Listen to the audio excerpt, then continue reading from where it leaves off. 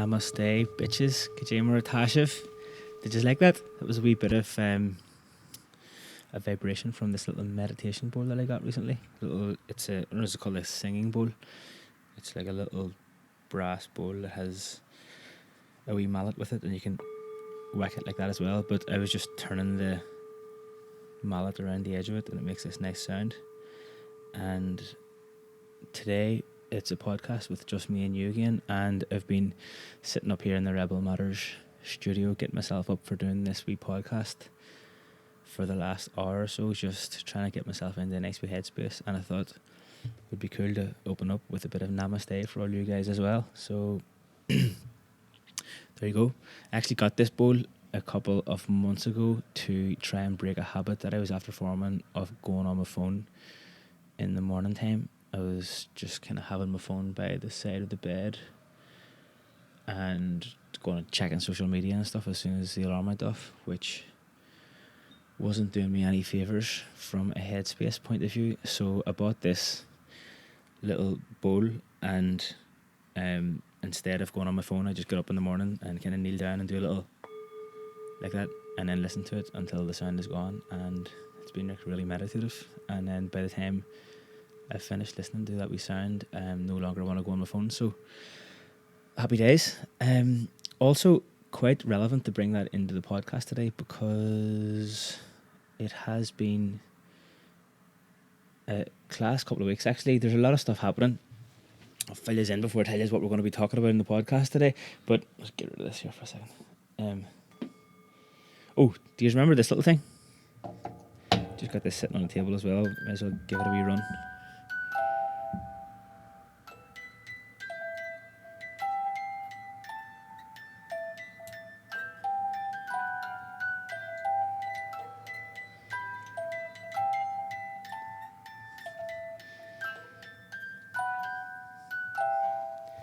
Little windy up music box. I had that on the podcast before as well.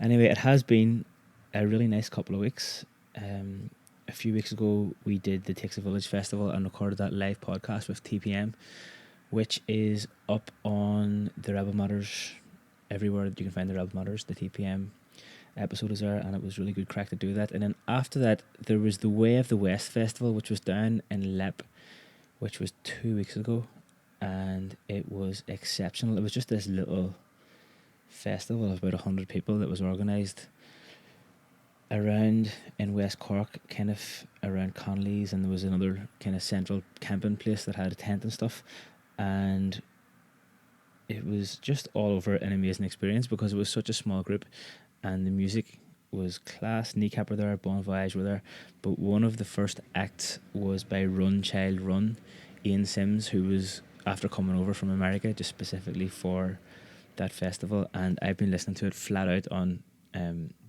Spotify ever since. He's under the name Run Child Run on Spotify, and there's an album called Vanishing Point, and just haven't been able to get enough of listening to those songs. There's one called Hungry and another one called Can't Catch Me, and I've been listening to those bad boys on loop and actually listened to it for a good bit just to get myself into the right headspace for this podcast. It's a really different prospect doing one of these sit down kind of solo run podcasts compared to doing an interview with somebody.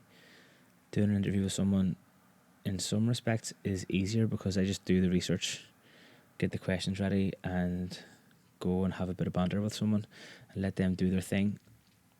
Whereas doing the sit down podcasts, kind of feel a bit more pressure or something, and I'm glad that you're here.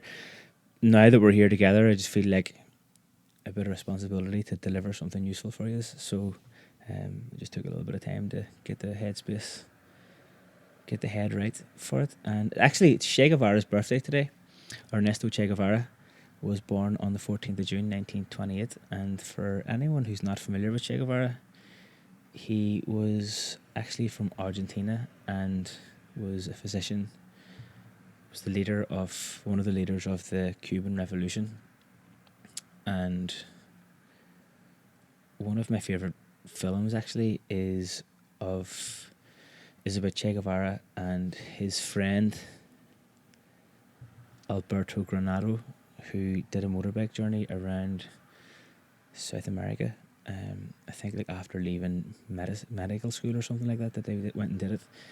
And it's a Spanish movie, but it's really nice. It's kind of about Che Guevara before he became Che Guevara, before he became the revolutionary, when he was going around and seeing what life was like for people. And in many ways, that's the only way that we can get a real feel for what's happening in the world, by going around and making those genuine connections with people and talking to regular people, breaking away from all the advertising and the marketing and just seeing what people are up to. And I think that really influenced what Che Guevara did in his later life. And also really interesting to know that, I don't know if you that iconic image of Che Guevara, the red flag with the black silhouette of Che Guevara, was done by Jim Fitzpatrick, an Irish artist. It's kind of a world-renowned image. It's kind of like an icon of the revolution as well over the years. And also Che Guevara had Irish relatives. His full name is Ernesto Che Guevara Lynch, by all accounts, and I know he spent some time in Spanish Point, I think, and I think his granny was Irish, so it's good to have that bit of a connection with the Cuban Revolution here in Ireland as well. So son is to you, Che Guevara, wherever you're at.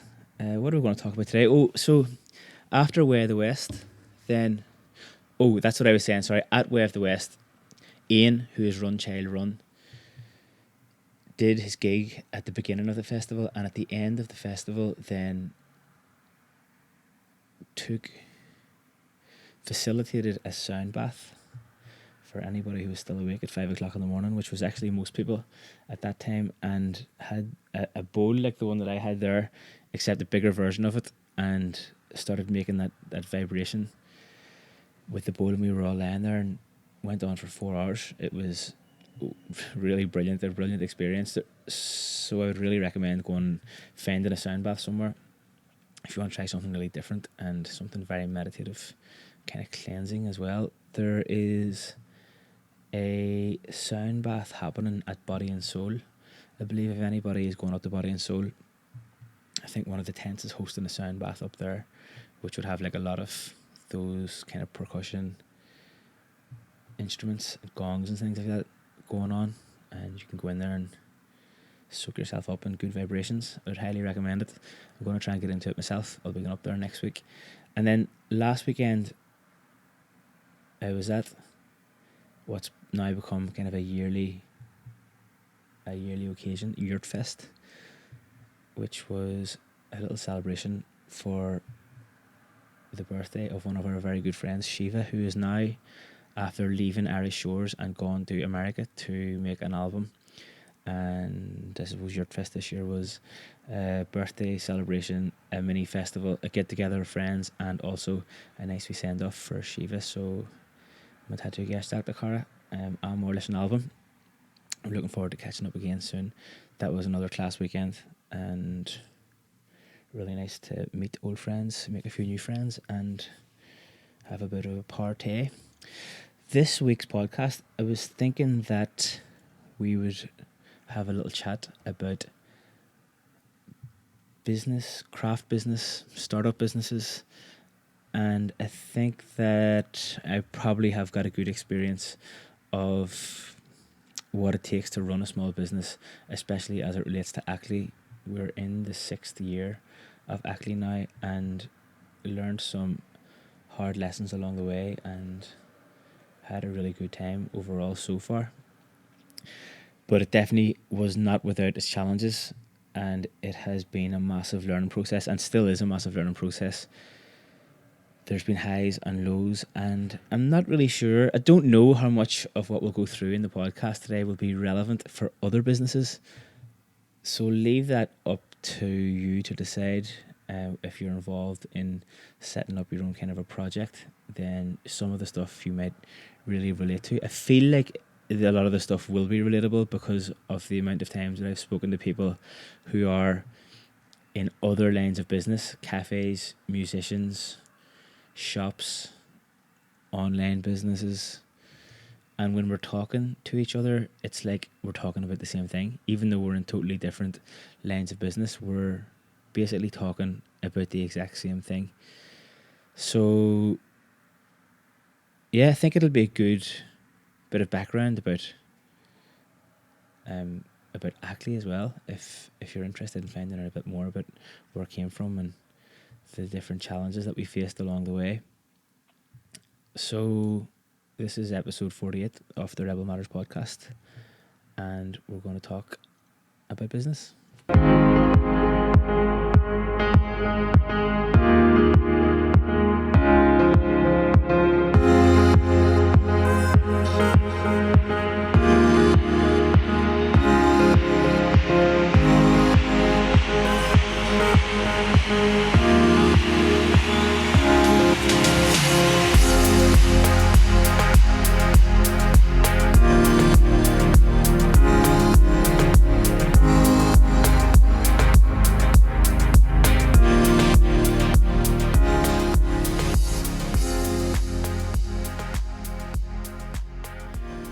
It seems hard enough to decide on a starting point when it comes to business and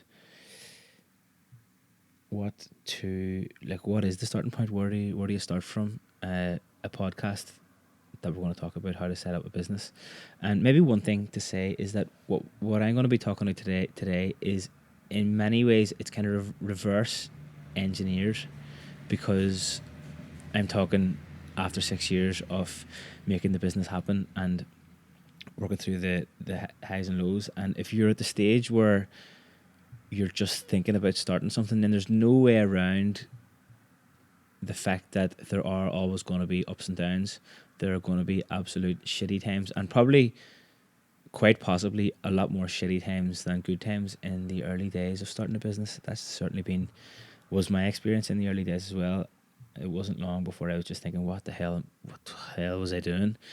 And I've mentioned on the podcast before that whenever I went to set up, actually when I had the idea originally to set up a personal training business and a training facility that would be very different and kind of an alternative way of helping people with health and fitness compared to what was out there already, that I went into the local enterprise boards and the local kind of business support organizations, and they basically laughed me out of it. This was back in 2012 or so. So just kind of in the recession, really, like we were still in recessionary times, and they were like, don't do this, don't set it up, and first of all, your business plan is crap, it's never going to work, so go off and do something else.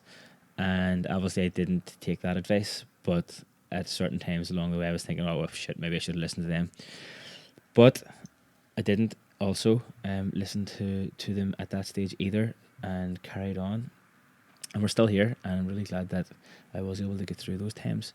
But as I said, there's no way to get around the fact that it's going to be tough to get something off the ground. To create anything that doesn't currently exist is always going to require effort and perseverance and vision, really.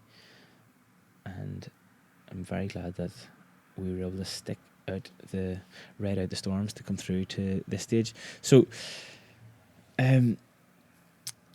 maybe a good place to start is the idea itself. So for me, this is something that I learned. Again, I'm not like up on the pedestal still here saying we got this right from the very beginning, because we didn't get it right from the very beginning. The things that I'm going to be going through today as it relates to ACLAÍ and business in general were learned a lot of the time through, first of all, getting it wrong, and maybe by doing this little podcast that someone out there will be able to go and make different mistakes instead of the mistakes that I made with ACLAÍ. But getting the idea down on paper and getting it kind of streamlined is definitely, in hindsight, one of the most important things. Breaking down what it is that you want to offer, and breaking it down to the level where you can actually, like that you could write it on Twitter in one sentence and make it as simple as possible for people to understand. At the beginning of ACLAÍ, back in 2013, that message wasn't so clear. It was a personal training facility as such, but it was kind of, we had 1-to-1 personal training, we had 1-to-4 personal training, we had big classes, and we had an open access gym, and we were trying to do nutrition coaching as well at the time. And when I look back at that now, it's as if I was trying to start about 4 or 5 businesses at the same time. And what ended up happening was we were just spread too thin. I was spread too thin. The resources of the business were spread too thin. The cash flow was spread too thin. And overall, the people who were coming into the business weren't getting the high quality service that I really wanted to be providing. Because when you think about it, if we were doing 1-to-1 training, and we were also doing 1-to-4 training, like 4 people in a training session who were all doing their own training programs, and one coach looking after them. And then we were also trying to run, say, classes of 10 or more. And then we were also trying to run a gym where people could come in or out as they pleased. It just isn't possible to offer a high quality service to all of those people, because first of all, they're so varied, and second of all, with such a small team and such a small starting budget, it just wasn't feasible, and it wasn't really offering as much value to people coming into the business as I wanted it to be doing. And one key example, the thing that made me realize this, and was lucky that it happened at an early stage, which is probably an indication that it's good. When mistakes happen at early stages of business, it's a good thing. It might seem like it's an absolute fuck up at the time, but the sooner that these things happen, the better, because you learn from them, and then you can move on and start getting to the good stuff as soon as possible. But the thing that made me realize that we needed to focus and drill down on one thing and provide a really, really high quality of service with just one thing was whenever we were offering the regular personal training that we do, which is one coach looking after 4 people who all have their own training programs, and we've developed this level of service over the last 5 years or so to a very high standard, so much so that we can have 4 people of completely different levels of ability. You could have a high level athlete, someone who's just looking to get fit, someone who's coming back from an injury, and somebody who might have like really special kind of requirements with the help that they need during a training session, all training at the same time and getting really good value from their training session under the watchful eye of one coach. But when we were running that along with classes that we were allowing like 10 people to come into, and the idea behind it was that the personal training side would be more expensive and more of a bespoke service, and that the classes would be more general and a lesser price point, and it would be kind of satisfying both needs of the potential members that we were going to have. But what ended up happening for such a small business, the classes ended up being 3 and 4 people in them, and they were paying very little compared to the people who were doing the personal training. So they ended up essentially getting the same service, which was kind of undermining the service for the people who were paying for the personal training, and the people who had paid for the classes ended up getting personal training,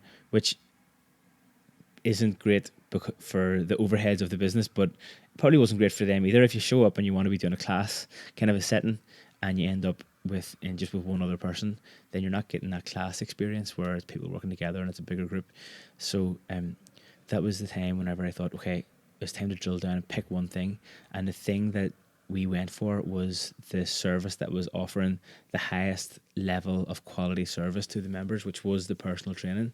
And from that point on, from about the first 6 months of the business on, I really focused in on developing that personal training system, and that's what we've been doing for the last 5 or 6 years. And now we've become really well known for that format of training because of the fact that it's so inclusive. It's still very personal.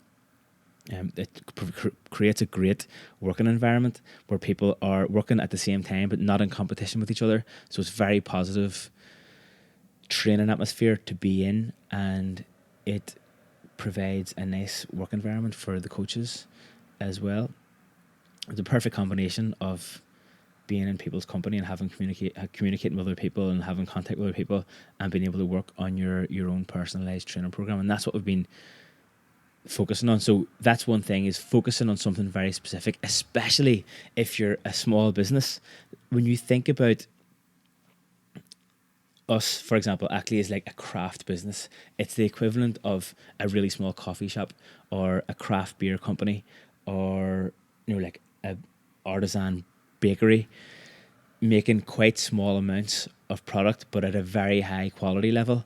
And we were going into that market kind of in competition with the massive chain gyms, in competition with the big commercial gyms that have shitloads of equipment, massive marketing budgets, really big teams. And at the time with ACLAÍ, it was just me and one or two people on the team, on the staff, from the very beginning.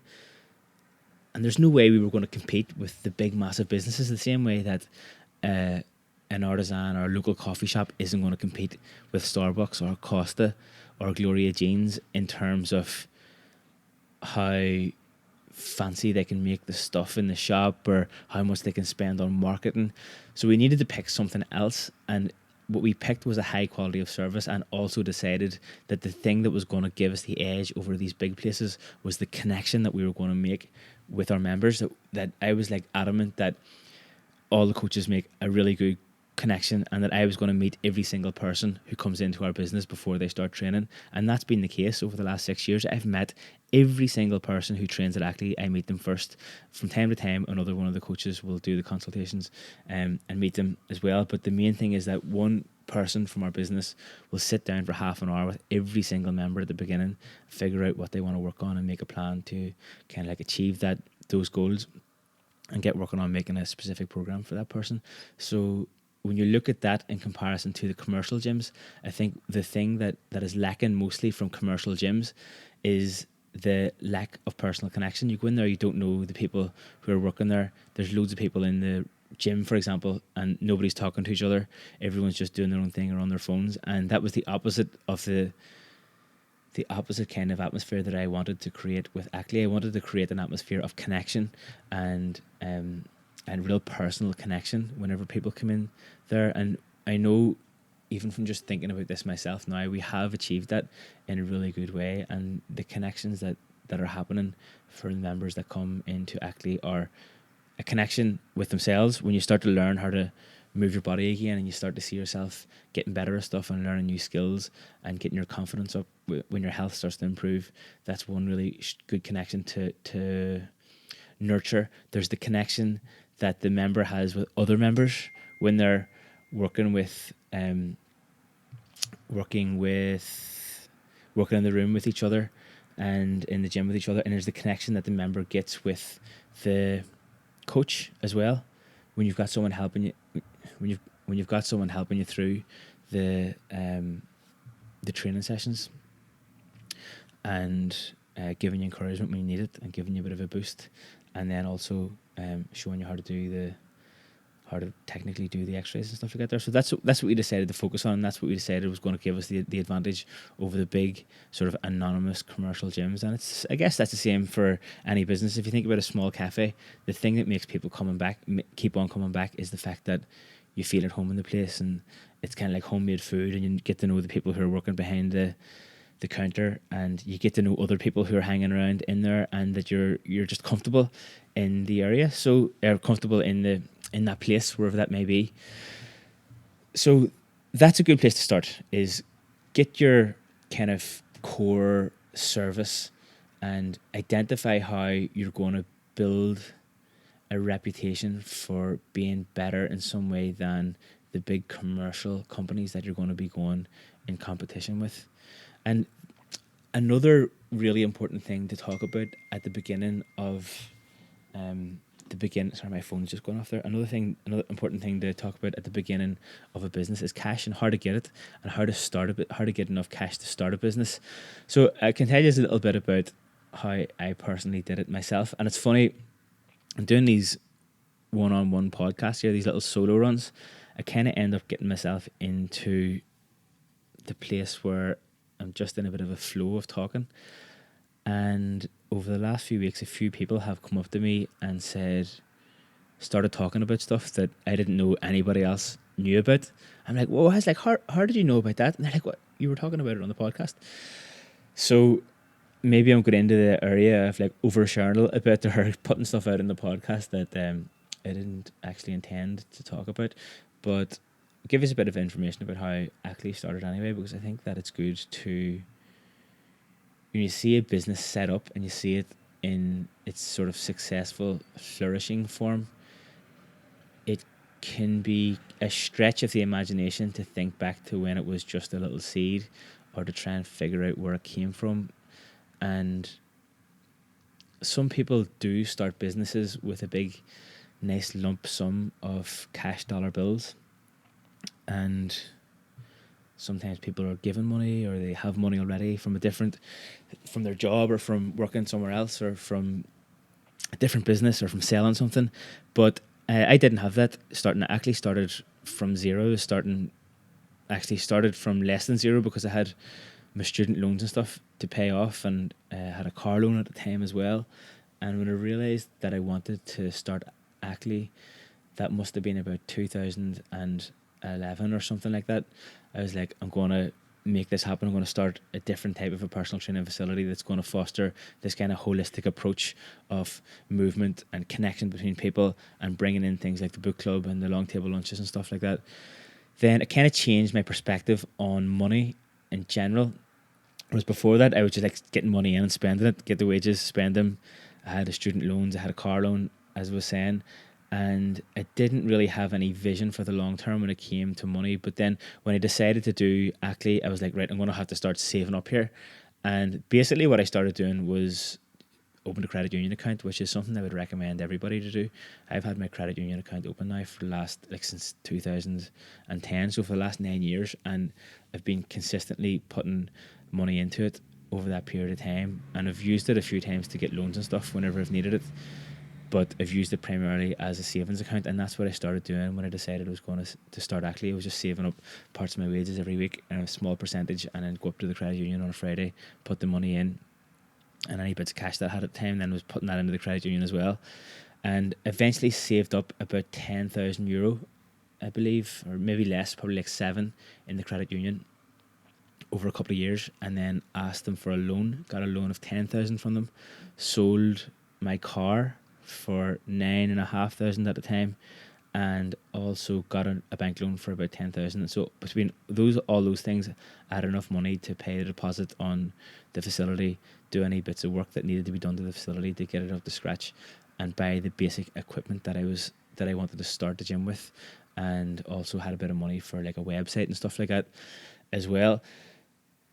And as soon as that was done, then the paying back the loans is a different thing, which I suppose we can talk about a little bit if you fancy it. But one thing that for sure is worth mentioning is with the spending of the initial money. And this is something that I have kind of got right in the past, but at the very beginning, I think I got it wrong in spending a little bit too much money on some stuff that we didn't necessarily need. Like, we definitely had too many computers in and around the gym in the early days, and they were an expense that we didn't really need. And I spent some money on marketing, with marketing companies that actually ended up being a complete disaster and a total waste of money.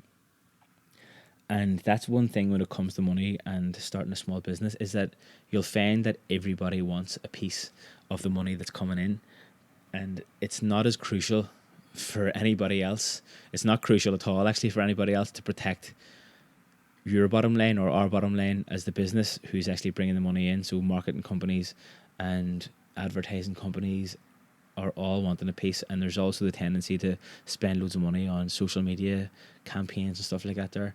And at the end of the day, there are a lot of overheads in a business that maybe I didn't factor in at the beginning. So I thought we had way more money than we actually did, because there were factors that I hadn't considered when it comes to, say, tax, for example, and the extra things that need to be paid for, like insurance and stuff like that.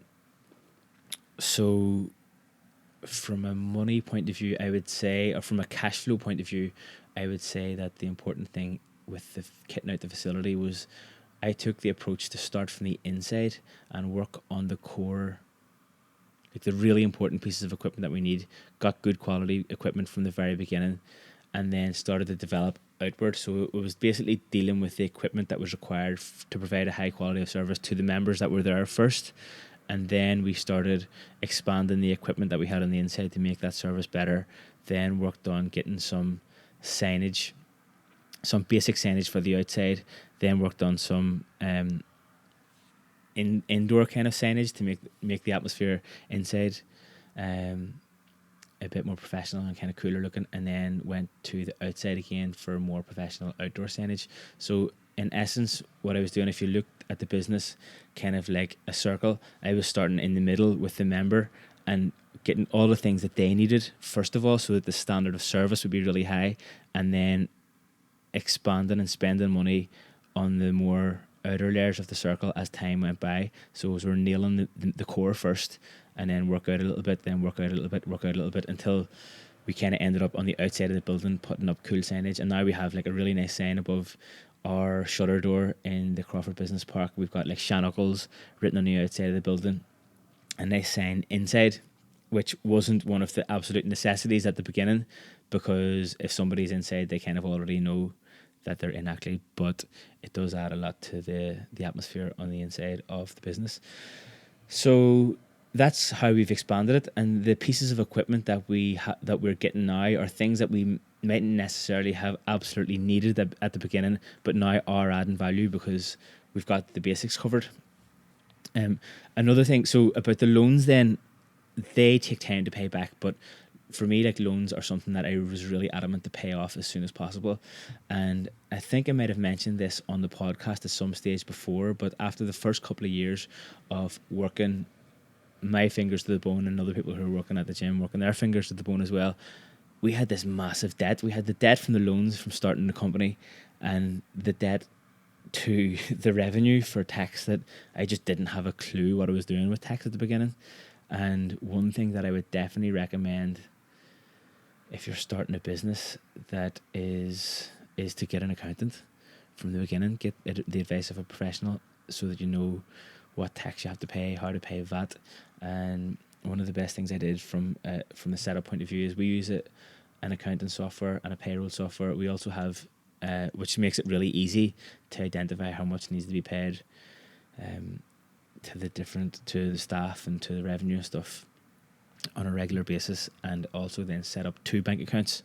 One current bank account, which looks after all the money that's coming in from the business, and another bank account which is specifically for tax and paying VAT and stuff like that. It's the money that goes to the revenue. So I just transfer a certain percentage out of our current account into the tax account every week, and then I know for sure that there's enough money to cover off all the revenue bills going forward, which was something I needed to do to avoid the absolute mess that we ended up in after the first couple of years of the business. And at this stage now, ACLAÍ is like a debt-free business. We've paid back the loans, and I've also been able to start like I was paying back loans, and when those loans got paid back, then I was able to just not be paying the extra money towards loans, but putting it into a savings account, which is a really nice thing to be able to do, coming from a point of being absolutely skinto all the time. I thought that I was skint whenever I was in college and university, and then I started a business, and then I knew what it was like to actually be skint when I was going around like taking coins out of the change money box that I had in my bedroom to go and buy milk and stuff like that, and not being able to say have enough money to go back to Belfast nearly for Christmas. I had to skimp that money together big time, and a couple of times ran out of fuel in the van that I had at the time because I didn't have enough money to put enough diesel to get out and back to wherever it was I was going. I had to get someone to come and pick me up and give me a lend of a couple of quid. So there's always that potential for being uber skint, and having the ability to put a couple of quid away into a credit union account is a really nice feeling after coming from that place. And if you listen back to the podcast that I did with Dan John, it's something that he talks about quite passionately, about putting a certain percentage of your wages away. So starting off with 10%, and then what I've done over the years is just built that that percentage up bit by bit. And it's also important to mention, which is definitely a mistake that I made in the past, was that even though when the business started to make a little bit of money, but a lot of it was going back out again. Like, so, I mean, with anything, it's not the money that you're making that counts. It's the money that you get to end up to keep or to use towards things in life that you value or that bring you that joy, whether it's traveling or whatever the case might be. But for a long enough period of time, the business was making money, but then it was just going out again. And my rent was through the roof for the place that I was living. Um, at the time, I had a car that I was paying back the loan on that as well. And between that and the loans that were getting paid back, I was basically working my arse off and had not really much to show for it at the end of the month. So kind of took the decision a few years ago just to get rid of it, to move out of the place that I was living, get somewhere that was cheaper to rent, get rid of the car so that I wouldn't have the expense of the paying back the car and the tax and the insurance and the fuel. And I suppose I didn't really need the car, which is a big part of why I got rid of it in the first place. But I also wanted to see what it would be like to be able to keep more of the money that was coming in. And it's not that, like, I'm not saying that in a way to be oh, there's so much money coming in, look, it's class. But just to be able to see that the work that was being done was resulting in being able to save up and not to be spending money as soon as it came in, because I think that it's nice to see that bit of traction, get that bit of traction with the work that's going on, and kind of like having the realization that every single penny that you make is just disappearing again. So it feels like that you're working for nothing, and to see that you're working and you can see the results for it and you're getting to keep some of the results, then I think that's a very important point about the cash and stuff like that there. So I wanted to talk a little bit about whenever the times are rough in businesses, and this probably applies to any project, but I know that from talking to other people who run small businesses that they've gone through very similar things and have often thought about just like jacking it in. And probably I would have jacked it in as well. I don't know if I would have, but there was a time whenever I considered stopping with a business about 4.5 years ago or 5 years ago. There was, probably about 4.5 years ago. Yeah, 4 years ago. We had this debt that was after building up from the business with revenue and from the loans that I took to start the business. And there were a few staffing issues at the gym. This was in the old premises that we had, the original premises, which was a little bit outside the town. And I remember walking home one day and it was lashing rain. I was going back to this apartment that I was living in at the time, which was like really expensive. I wasn't happy with the way that we were going with the business. There was the staffing issues that I was talking about. There was the debt, and I was like, "What the hell?" I was like, "What am I after getting myself into?" And I thought, right, fuck it. I was like, I could just stop, but then I realized I can't stop because I had these loans to pay back. So then it was like the penny dropped just when I was walking home in the piss and rain. I thought, if I'm going to keep doing this, I'm going to do it the way that I want to do it, and that's whenever things like the book club and the Lone Moor and the movie nights came into play. And it's when I started to put the main focus of the service that we were offering on making connections with the people that were coming in to the business and getting to know people, which is an absolute joy of any business, any customer facing business. The biggest joy for me is getting to know people. And if you're offering something that is useful for them or that brings people a kind of happiness, if you're providing a service that brings other people together, or that makes people happy, or that's helping them with their health, or giving them some sort of an outlet that's a positive influence in their lives, then that's a beautiful thing. So I wanted that to be the focus of the business, and that's what I decided to do from that point on. And thankfully that paid off big time. Really, what I was doing there was coming up with this theory that if we're providing a quality service, if it's based on personal connection with the people that are coming in, and we're putting in a real genuine effort to get to know people and help them with the things that they're coming to us with, then that's going to create enough positivity that more people are going to come to the business and want to be a part of it. And over the last number of years, that has proven to be the case, which is kind of a really nice thing to be able to look back on now and see that worked. And also very grateful that it worked, so that because it helped to get me and the business at the time was in a bit of a hole, out of that hole and into a really positive place where we've got a class group of people around, the members that train at ACLAÍ, people that work there, and the other people who aren't members that come to the social events or use the book club or come and hang out in the social space. It's just absolutely amazing at the minute. So it is a nice feeling to be able to look back and to see that worked. But I suppose that the message is that even though at times we feel like giving up on something, it's it's so important just to keep going for that little bit longer. I had this, I don't know, is it like a fable or something in my head that I read in a book somewhere, that this person was going digging for gold, and they were digging their asses off for gold for like months, and they couldn't find it, and then they just decided to go home again, and then somebody else was walking past and went into the hole that the first person had just dug, and dug for like 5 minutes and struck gold. And if the first person had just kept on going for another little bit, they would have struck gold and would have seen the results of all their work, but they didn't. They just jacked it in and went home. And that was one thing that was keeping me going through the tough times. And if you're listening to this and you're having the tough times now, then that's a really nice thing to keep in mind, and just keep it going. Use the support networks that you have around you, and just keep hustling until you get through the storm as such. And one thing that I haven't mentioned yet, but it seems to be quite a relevant thing to mention, is like, I didn't do any business training, and I didn't have a clue about business whenever I started at ACLAÍ. I just had the idea that I wanted to offer this kind of, or start this kind of alternative way of looking at health and fitness and training people based on bringing people together. And it was a steep learning curve. I did some business, I did a couple of like kind of online business courses, just like in my own time, informally, and read loads of books, and they were helpful to a certain point. But I spent the first year of the business trying to do things the way it was written in the textbook, saying this is how you should do it. But it just really dawned on me quite soon that advertising and marketing is the biggest load of bollocks that I've ever experienced in my life. And it was one of those main things that I felt like the people that were always trying to take a slice of the pie that was not their pie. It was like they were trying to take.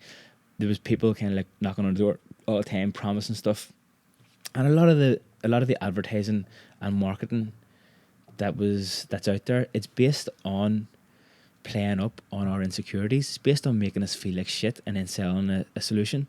And this is something that I'm very passionate about and very proud of with ACLAÍ, that we don't do it. Is we don't do the like people with their tops off before and after pictures, and we don't do the 6 weeks to beach body and all those kind of marketing things. We don't do the playing up on people's insecurities or creating a negative feelings first and offering a solution to anybody. It's not how we roll. We're more focused on like just creating positive vibes, helping people with their goals, and the word of mouth is the biggest way that we get members. We very rarely spend any money on advertising on social media, and I'm very proud that we do that, because that is a real rarity today, where we live in such busy worlds and there's so much advertising and so much competition between people, that there's always someone who's willing to kind of go a little bit lower, drop the price lower, make more drastic claims, put more dramatic before and after pictures up there. And really, that's not positive advertising or positive promotion. It's negative, because what you're saying is, look at this, you could be like this, you're not good enough right now, but if you buy what we're selling, you could be like this, and then you'll be worth more. And it's bullshit, because nobody can add more value to the value to our self-worth. We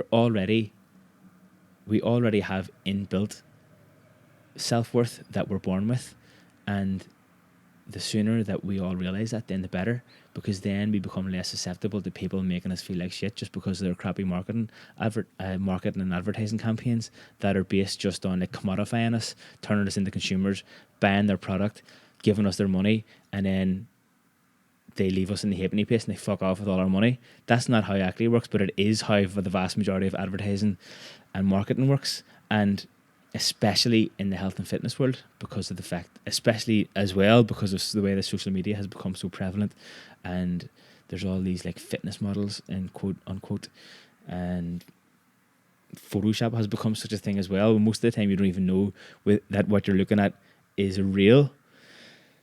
So I didn't want actually to be a part of that world, and I don't think that we are. I think that we offer an alternative way of looking at things, and as I said, is based on building these connections and creating positive vibes rather than creating negative vibes. The other thing is, a business should be a kind of a cycle. If you go back and listen to the podcast that I did with Dan Lambert from the Bang Bang Cafe, we talked about this in that episode as well. there's a cycle in our business for sure that I see is kind of a transfer of positive energy and positive vibes between the different elements of that cycle. So, for example, I wanted the staff and the team that work at ACLAÍ to get something of benefit from working there, so that they have, and me as well, have a sense of purpose, a sense of meaning to what we're doing, that we're involved in a craft, that there's some sort of expertise or there's a trade to be learned in the work that we do. And that's in stark contrast to, like, say, a commercial gym, for example. When you go in, a lot of the time it's just someone who's sitting on reception and cleaning the place and only really there just to make sure that nobody kills themselves on a machine or something like that. But for the vast majority of the time in commercial gyms, there's no real major skill involved in using the stuff in there anyway, because they're all machines and the instructions are written on them a lot of the time. And I wanted something different for the team that work at ACLAÍ, that they would have a real career opportunity, a real opportunity to connect with each other staff members, and to make real good connections with the members that are coming in, and have that sense of purpose, a sense of going somewhere, and a sense of, I guess, that sense of craftsmanship, craftspersonship. Then that is passed on to the member, where they're getting the benefit of having a team behind the business that really is very passionate about what they're doing, and that the staff are spending so much time learning about stuff because they love doing it for the sake of bettering themselves, getting further down the line with their careers, becoming better craftspeople, and that they're passing that energy on to our members, because they're getting the benefit of it, because they're the ones who are coming to avail of the service that we're providing. And then that beyond that we're providing some sort of positive benefit to the community that we're in. And that's a tricky one as well, and that's something that me and Dan talked about in that podcast with Dan Lambert, is that it's all very well having a successful business and looking at the bottom line and being like, this is the amount of customers that we need to make this business profitable and survive, and how much we need to pay the rent and pay the staff. But for me, the purpose of a business goes beyond that. We're based, any business is based in a community. We're based in a beautiful community in Cork City. And for me, the purpose of a business is to be a part of the larger community, to provide something positive and create some sort of positive change, or be a positive influence within the community as well. And how do you do that? Because we have the members who are coming to us and paying for a really high level of service, and we need to find some way that we're going to stretch out our reach a little bit into the community. And how we personally do it in ACLAÍ is that we run the book club on the last Thursday of every month in the library that we're after developing in our training facility in the city centre. And anybody's welcome to come to that. They don't have to be members of the gym or past members or anything. Anybody can come to it, and people come to it every month, new people who have never been in the gym before. And that's great to see, because that's bringing people together, and it's also bringing new books into people's lives. And we also do the Loan More, which is also open to anybody, members and non-members, past members, people who live around the area, people who travel. People have travelled from different parts of Ireland to come down and take part in our Loan More, which is class. Again, building this sort of a community vibe. And then if you expand that even further, I would ask myself, is the purpose of a business to the same way that we want to create a positive change in the immediate community that we have around the gym, that we want to create something positive in the wider environment.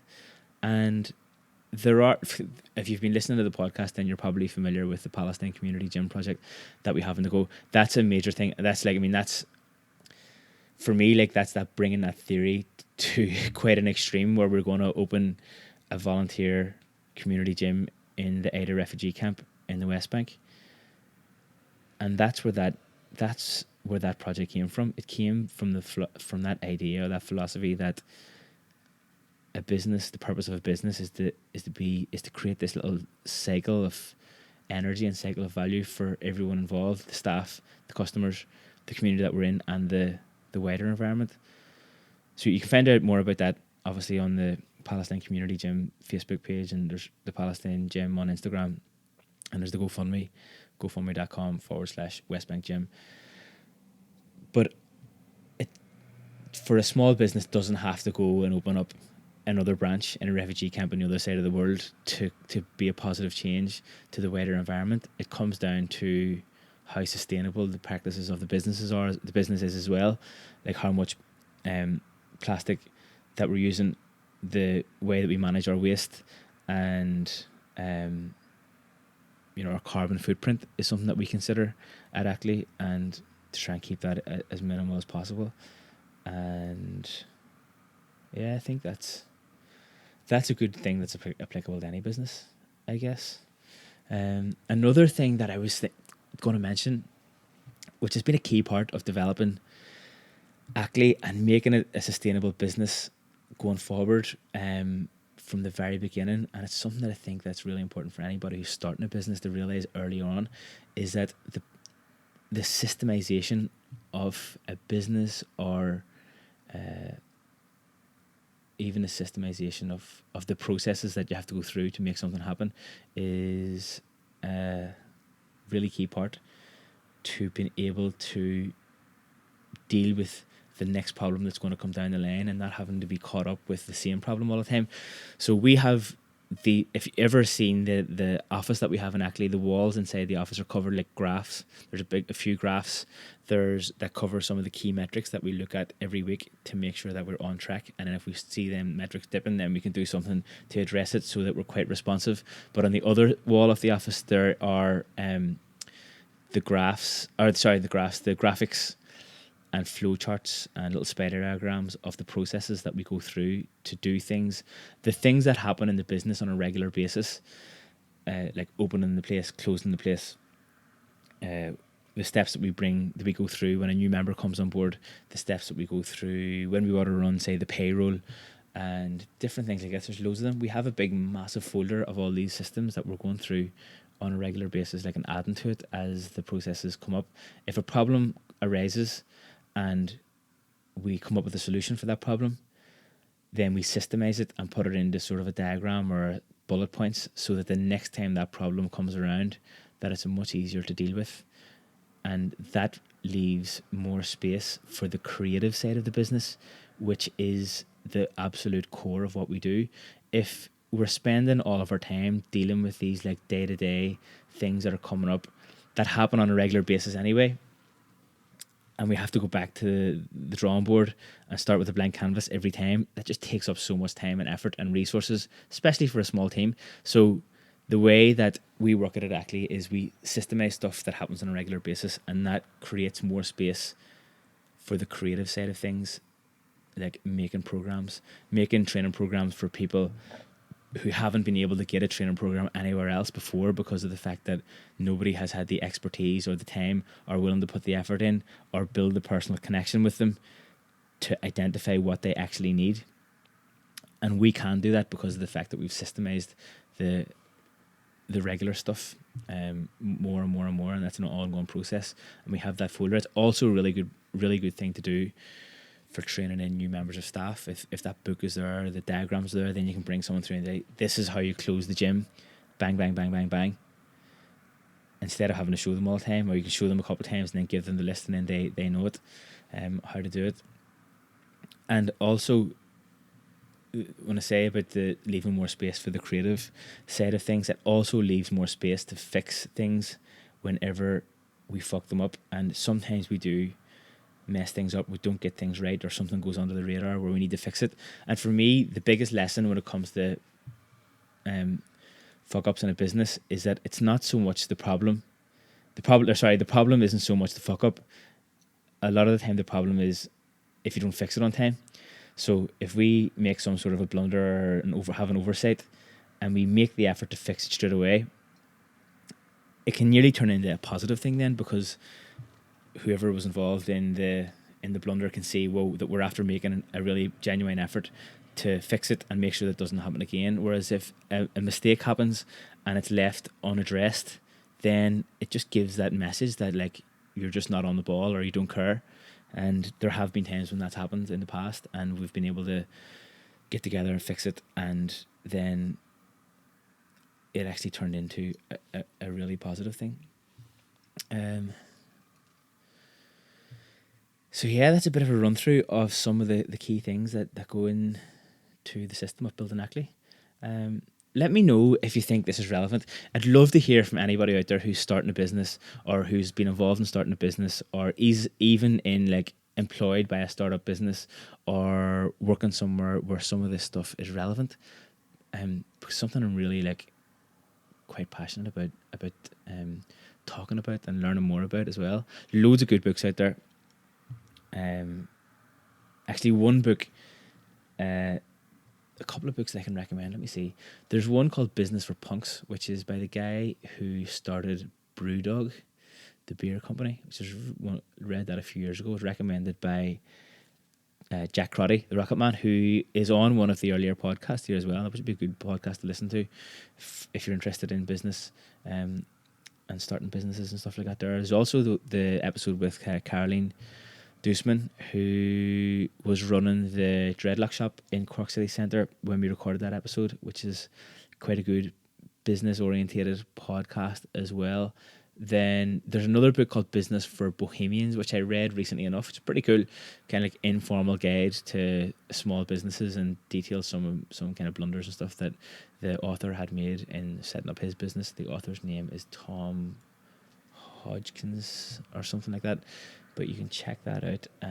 Off the top of my head, and I can't think of a couple of more of the. There's all the kind of standard.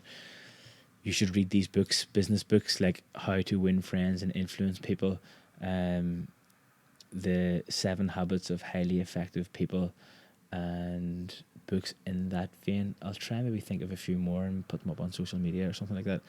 But anyway, thanks very much for staying tuned in for this podcast. Let me know what you think. Get in touch on Instagram or Facebook, but mainly Instagram under Rebel Matters Podcast. And as usual, if you want to support the podcast, you can go to patreon.com, which is a platform that allows you to sign up for a monthly subscription to your kind of favourite artists and producers, and you'll find the Rebel Matters podcast there. You can sign up for €1, €2, €3 a month and just help to cover the costs of the production and creation of the Rebel Matters podcast. It's episode 48. Class that we're still here making these podcasts, and I really value the fact that you guys are out there listening, and also that you're getting in touch with me. Is nearly every week someone new is getting in touch to let me know that you're listening, and that does help a lot.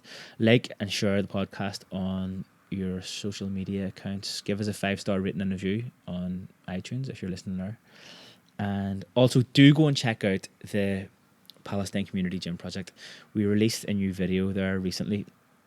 The full version of the video can be seen on the ACLAÍ Facebook page and the Palestine Community Gym Facebook page. It's 3 minutes long, and there's a shorter version on the Instagram accounts, the Palestine Gym Instagram account, the Rebel Matters, and the ACLAÍ Instagram, ACLAÍ_Cork Instagram accounts. Check it out, and you can support us on you can support that project on GoFundMe, and also we're going to be having the Gym Jam on the 20th of July, which has got a massive lineup. This is going to happen in ACLAÍ. It's the second year that we're doing the Gym Jam. This year we're going to have Moxie, we're going to have Kneecap, Oos are playing, Fish Go Deep are playing. The lineup is just going to be class, and we're going to have a bit of a Palestinian craft market there as well. So 20th of July, it's a Saturday, it's in Cork. Come down to that there, and we'll have a good time. Other than that, let's go to Milamwaigov as we guest jacked le RMP. Keep it real until the next time. Big Jaslin Akela, Slangafoil.